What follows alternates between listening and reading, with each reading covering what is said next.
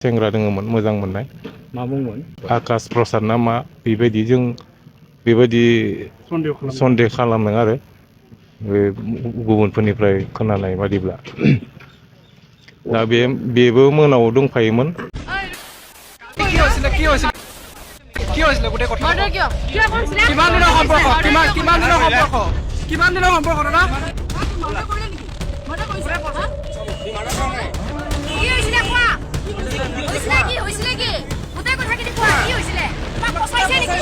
नोंथांमोनाथ' थाम्बनेलाव नायनानै मिथिखाबाय आं दिनै मानि सायाव आपडेट लानानै फैदों। दा बे जाथाया गोबां जाफ्लेबाय थाखानाय जाथाय आरोना, नोंथांमोना गोबां खोनाबोबाय थाखायो गुबुन हारिजों हाबा जानानै गुबुन हारिजों गोसोथोलायनानै बेफोरबायदि खालामजानाय।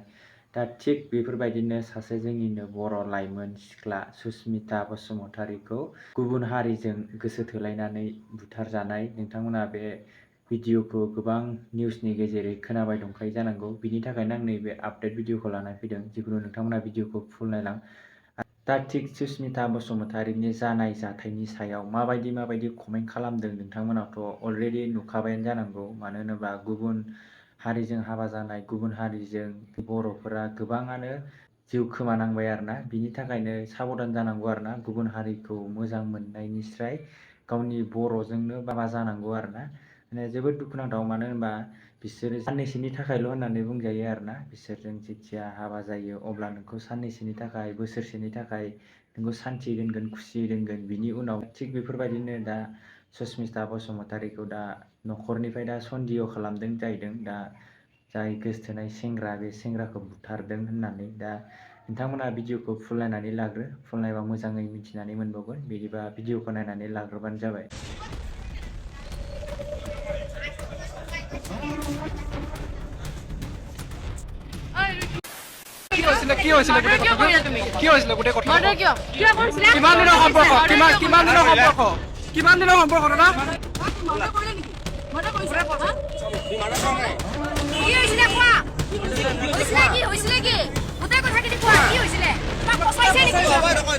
उदालगुरि जिल्ला दुलाराय बर' फरायसा आफादनिफ्राय दायो बे डिसिज बा बिथांमोननि न'खराव जों खबर लानो फैदों।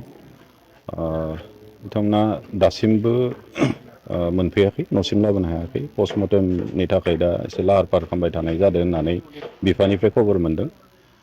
न'खराव जों खबर लानो फैदों। जों माखासे बाथ्राफोरखौ एसे माने सोंफ्लददों, हजों बिफाजोंबो सावरायदों। सुस्मिता बसुमतारी बिथांजोआ 28 बोसोर बयसनि सासे गुबुन प्राइभेट सेक्टराव साख्रि मावबाय थानाय सासे बेक्ति आरो सेल्फ इन्डिपेन्डेन्सि गोनां सासे माने राफोद आइजोमोन होननानै बुंनांगोन जोङो। बिथांजोनि अबथिरायै जिउ खोमाना लानांनाया बे जोंनि हारिनि थाखाय, ओनसोलनि थाखाय खहा होननानै जों बुंनांगोन। आरो जोङो बिनि कमप्लिट जिथु जाथाय, बे जाथायखौ जोंबो एसे बिथिं खबर लानाय जादों।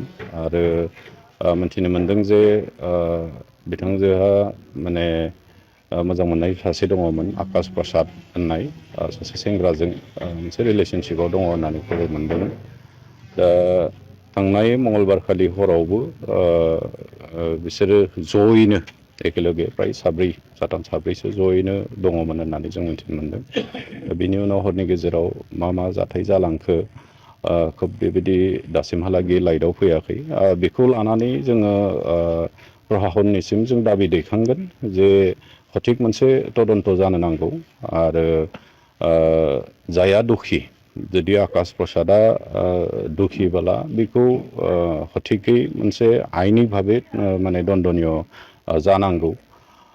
गुबुन समफोराव जों नुदों आरो थांनाय समफोराव जोङो फ्राय एपिल खालामबोबाय थादों जे बेबायदि गोबां जाथायफ्रा बार जाबाय थादों।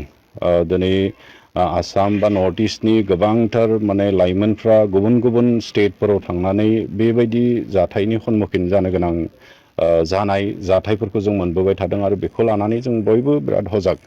आरो बेजों लोगोसे दिनै गुबुन स्टेटफोरावथ' बेबायदि जाथायफ्रा जादोंआनोसै, जोङो भिक्टिम जादों एज ए नर्थ इस्टार्न जोङो इयुथ्स बा नर्थ इस्टार्न जोङो हिसाबै जोङो गुबुन स्टेटफोराव जों भिक्टिम जाबाय थादों। खिन्थु दिनैनि जाथाय आरो सिगांनि समफोरावबो गोबांथार बेबायदि जाथाय गुवाहाटियावबो जायखौ जों गावनि न'खर होननानै जोङो सानो, गावनि न' होननानै जों सानो, बेबायदि गावनि न'आवबो जोंनि लाइमोनफ्रा, जोंनि इयुथ्सफ्रा, जोंनि फरायसाफ्रा जे सिकिउर्ड नङा, बेयो जोंनि थाखाय खोब माने दुखु गोनां बाथ्रा। आरो बेखौ लानानै पुलिस प्रशासन आरो गासैबो जथेस्थ'खिनि कनसियास जानो गोनां जोंहा दङ होननानै सानो। आरो बेखौ जुदि होबथानांगौब्ला जा प्रशासन आरो आइनिक भाबै किसुमान माने एगजामपोलारि माखासे माने बेबायदि डिसिसन, एगजामपोलारि माने दन्दनीय बेबायदि होनांगोन, जाय दन्दनीयखौ नुयोब्लानो सोरबा दुष्कृतिकारिफ्रा बेफोरबायदि खामानिखौ मावनो माने एसेब्लाबो गोजांखाङो। बेबायदि मोनसे एगजामपोलारि माने दन्दनीय बे दुखिफोरखौ जिथिया होगोन, होमबाना निस्सय एसेब्लाबो बेबायदि जाथायफ्रा जानायनिफ्राय माने एसे खमायलांगोन, जों बेखौ सानो।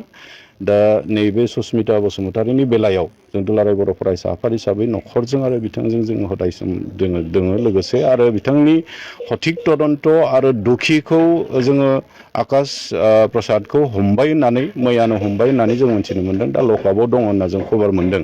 दा बेखौ ओरैनो जाहाथे एंगारा, मोजां मोनसे तदन्त खालामनानै बे दुखिखौ, बिथांखौ माने आइननि भाबे दन्दनीय होनांगौ। बेबायदि माने आइननि भाबे माने बिथाङा दन्दनीय मोननो गोनां, बेखौ थिगै मोननांगौ।